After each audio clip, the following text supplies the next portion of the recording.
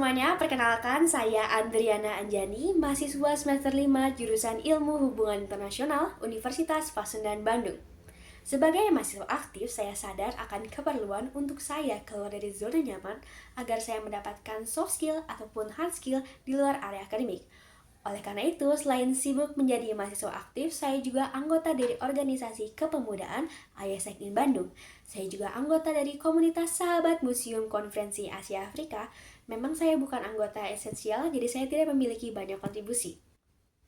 Sebenarnya saya ini adalah seseorang yang penuh dengan keraguan atas kemampuan diri, terutama dengan fakta kalau saya bukan mahasiswa yang pintar ataupun mahasiswa berprestasi.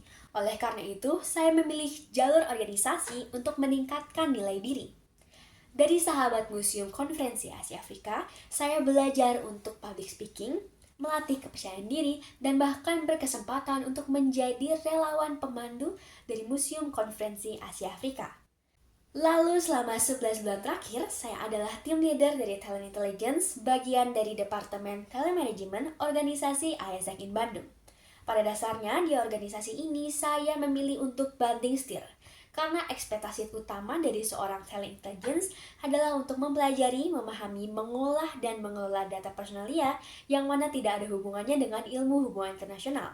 Akan tetapi, dalam peran ini saya belajar banyak, mulai dari bekerja sama dalam tim, mengelola tim, berkomunikasi, membentuk strategi, sedikit kreativitas, sedikit data storytelling, dan tentunya mengelola, mempelajari dan memahami data personalia, juga mengoperasikan Google Sheets, juga Canva.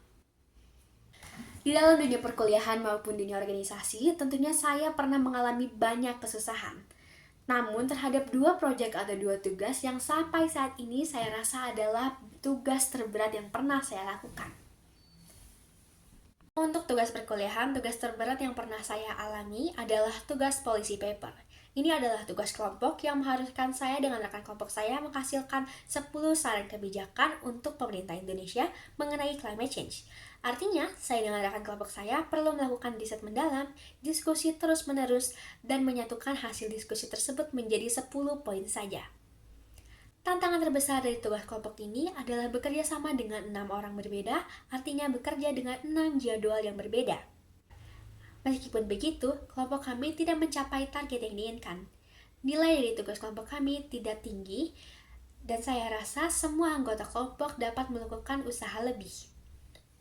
Untuk organisasi, tugas yang paling berat adalah menjadi anggota kepanitiaan atau Organizing Committee bagian Human Resource dari program Join IASEC 2023. Program ini adalah program rekrutmen dari IASEC in Bandung. Tahun ini, kami memiliki lebih dari 2.100 calon anggota. Lalu sebagai bagian dari Human Resource, tanggung jawab saya adalah melakukan evaluasi terhadap setidaknya 50 anggota, juga menjadi PIC dari masa probation atau masa percobaan yang nantinya akan diikuti oleh 200 calon anggota. Tantangan terbesar kami adalah tingginya calon anggota namun sedikitnya waktu untuk melakukan evaluasi dan perencanaan terhadap tahap selanjutnya. Akan tetapi, saya dengan anggota tim Human Resource berhasil melakukan tugas-tugas kami sesuai dengan waktu yang disesuaikan.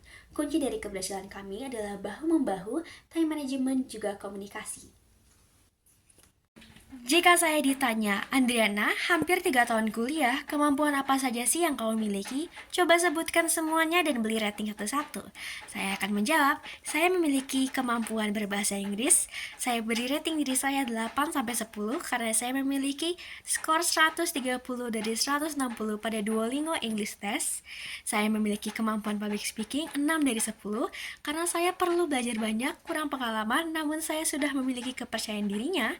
Lalu saya memiliki skill bekerja sama dalam tim, mengelola tim, dan membentuk strategi 5 dari 10 karena saya sudah cukup terbiasa, namun saya yakin saya perlu belajar banyak lagi dan memperbaiki diri. Lalu saya memiliki kemampuan untuk mengoperasikan Canva juga Google Sheets.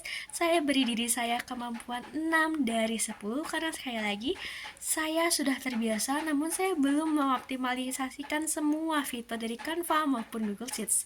Lalu untuk Microsoft sendiri, sebagai mahasiswa semester 5, saya merasa kemampuan yang saya miliki itu masih sedikit. Kalau saya masih perlu belajar di berbagai hal, dan saya belum menemukan di mana sih sebenarnya bakat saya. apa sih yang cocok untuk diri saya.